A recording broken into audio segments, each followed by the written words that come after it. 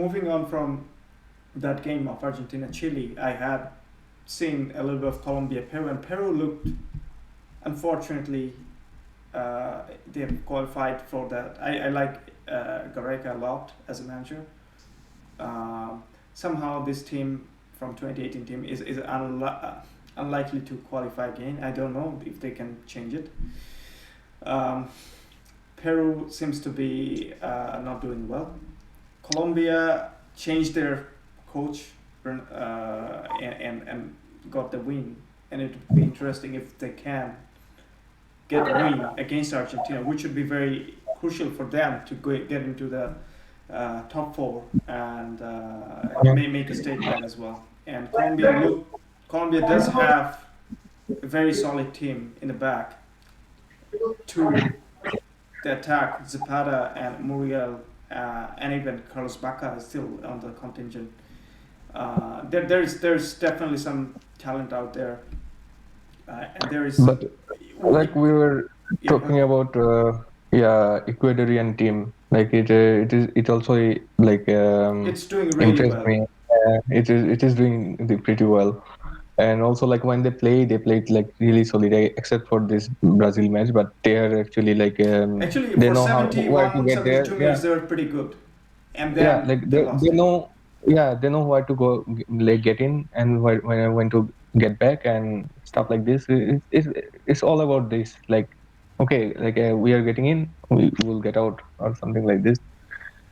I really like this team, like this fluidity of like vertical fluidity, and yeah, like they're And Bolivia won 3-1 versus Venezuela, although that doesn't mean anything because they won in La Paz. That's almost there. yeah. But that game was a 1-1, and I started to see it as a from second half. And that game was somehow intriguing because Venezuelan didn't keep up the pace they started with, and Bolivia just grabbed it. Yeah, Venezuela has some like pretty good runners, but Yes. it's not the same if you are playing in La Paz because it's not possible to run No. 90 minutes. So yeah, it would be a different result if it's in some other venues, but still, Yeah, and Uruguay and Paraguay had a stall. Maybe although I thought Uruguay is really unlucky to have the goal disallowed, which was I mm, I don't know. Even VAR didn't see it. It was frustrating because Suarez was complaining after the end of the game. It was from first half, but it was Uruguay has a. We talked about Tavares and his style of managing, and now the aging striker of Cavani and Suarez. Suarez can't run as much as he used to be. He almost looked like he's limping, to be honest. But what they have right now, which they didn't have at certain points, they they have a very good core of midfield of Vecino, Bentancur, and Valverde. And Valverde is a guy who's does the run. Uruguay always has a very solid back line, although they went for the three aging players and there was no Jimenez on that game. Uh, and Muslera, he looks like he's been 72 years old, like Tavares. he's there always. Like I can't remember a different keeper, but Muslera is still good. Uruguay, I still think they're just outside of top four, but it doesn't mean much. It's still 5 games played, and they have a long way to go. What is interesting? actually Yeah, go ahead. it could actually change. Like you have to choose one between Cavani and Suarez. You would get like an extra runner Yeah. or some like extra midfielder in the like 4-2-3-1 or something like this, so that they can actually connect those gaps like vertically. So like those, I wouldn't say like to drop them or something like this, But but Oscar it's Tabares is a el professor, el maestro. He doesn't like much change. He wants to keep it simple. That's his philosophy about running a team. But again, it can change again. But Yeah, like I said, he's there uh, for. He looks like a manager who is there uh, managing Uruguay for 72 years. Uh, yeah, since the beginning of time, let there be yeah. Tavares and Uruguay. That's it. So like yeah, like I The said, other like team that is interesting in terms of it's interesting because they're getting more points is Paraguay. Under Berizzo, I think they have all they have is two line of four defending and Almiron running and creating something yeah, and that one of the strikers basically find a goal from set piece and just drop deep and defend. And they have a game against Brazil, I believe, in Asuncion. It would be interesting because last time in Asuncion, uh, Dunga was managing that team. Brazil lost that game 2 or 3-0, and then Dunga got sacked. yeah. Uh, there is there is a good But chance of Brazil have a different manager. I don't think so, but it's nice you say. But the thing is that like the thing about Paraguay is always the same. Like Yeah, they always like defend, and then when they try to sneak in, like a break, and then they try to break through the defense, like exactly. And they need a they always do same similar sort of thing. And you always knew that they're going to play like that, but somehow they just get the points, and they're yeah, sitting on I think fourth at this point. And Chile is still behind. Arturo Vidal had COVID, uh, and he's a vital player for them. the thing about Chile is that like what is the name? What they started in 2010 Yeah, with it, Bielsa. with Bielsa, like it should actually end like 2 3 years Yeah, ago. Those yeah, players are like have they yeah. they don't have There's a any transition overdue. Yeah, yeah. So like they would have a really big crash in future if they stick to this plan. Their this plan for this last decade. So like Argentina, what happened yeah. in 2018? 2018. It's Yeah. like yeah, it is overdue. Like Yeah, yeah, for sure. so And they still have the I think the Claudio Bravo, Alexis Sanchez, Aranguiz, Mauricio Isla, and yeah, Edu Vargas seems like an aging player, but he's still 29ish or yeah, 30s. But he looks like he's been there forever. Yeah, and Arturo Vidal obviously is a big part of the Chile team. But yeah, the things could change. That's why I like the qualifier in the South America.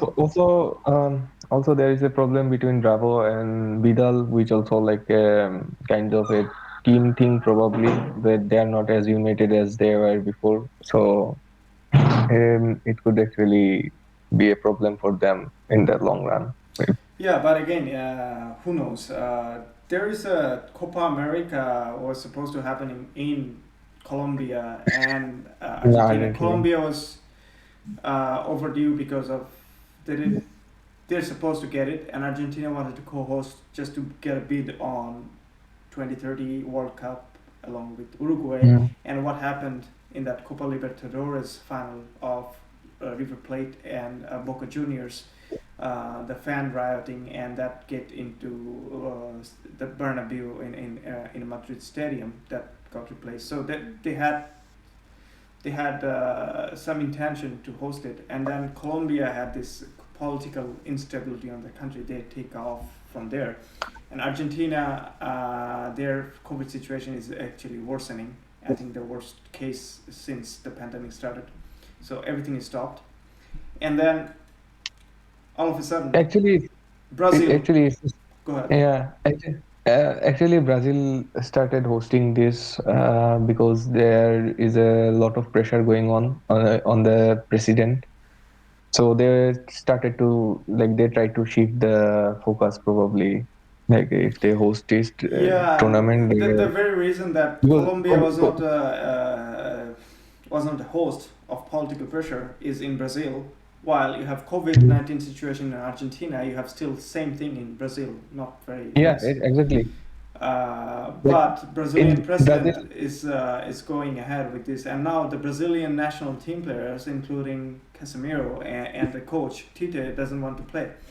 Uh, that's getting turmoil, and there's a lot of pressure between. There's a scandal of Brazilian Football Association presidents. He's allegedly having a sexual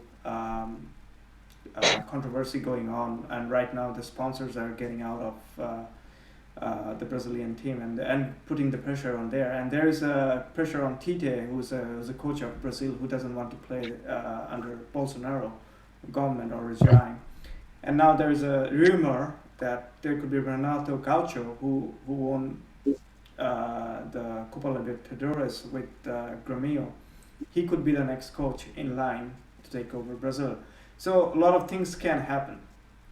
those like how can I say like it's a total mess to arrange this thing. Like they arranged it like in last time. How can I say? It was in 2016, No, no, no, to 17, 2019. 19. Yeah, like yeah, right. So like yeah. So they wanted to arrange it in 2020 just to make sure like it's in the same year as As a euro. in Euro. Yeah. Yeah. So And like also it's not the a point. CONMEBOL makes money out of it because of I think the champion team will get $10,000 million. Sorry, $10 million USD, Yeah. and each team will get $4 million for participating in it. And there's a huge chunk of money for CONMEBOL to get it. And obviously the fans are not going to be there, so there will be a little bit of loss, but still they will get some money out of the TV contracts and stuff. And if they cannot get it done, I think it's a bit of a problem for CONMEBOL. They have to give some kind of penalty to the TV contractors, so that's why they're desperate to have it. And Brazil could only be the country because under this current government they could host anything, because that's crazy. Yeah, like so many things going on in Brazil. I don't know like what would happen, Yeah, but there a lot of people have died it would be already. yeah, it would be a shame if we see Tite uh, uh, lost his job or something like this. Or Yeah, or Brazil could he's potentially yeah, play with second tier or third tier team. yeah. That would be a shame actually. Like Yeah, I don't want it. no, it's fair enough. Nobody wants to see a weakened team and a coach like Tite get sacked for political reasons. Yeah, Um, so just moving on from the South America, I think that this recording is getting big and big, and I realize it's just going just over 2 hours. I think wow. we have to split it at half and then probably put a different as a Euro and the South American conversation. But I think, do you have anything else to add? I think it could get even bigger, and then there'll Yeah, be. we if we start talking about like formation and techniques, it would get actually No, I think I will much more leave it bigger. for the future, I guess. Yeah, I guess. Yeah, Uh, that would be better actually.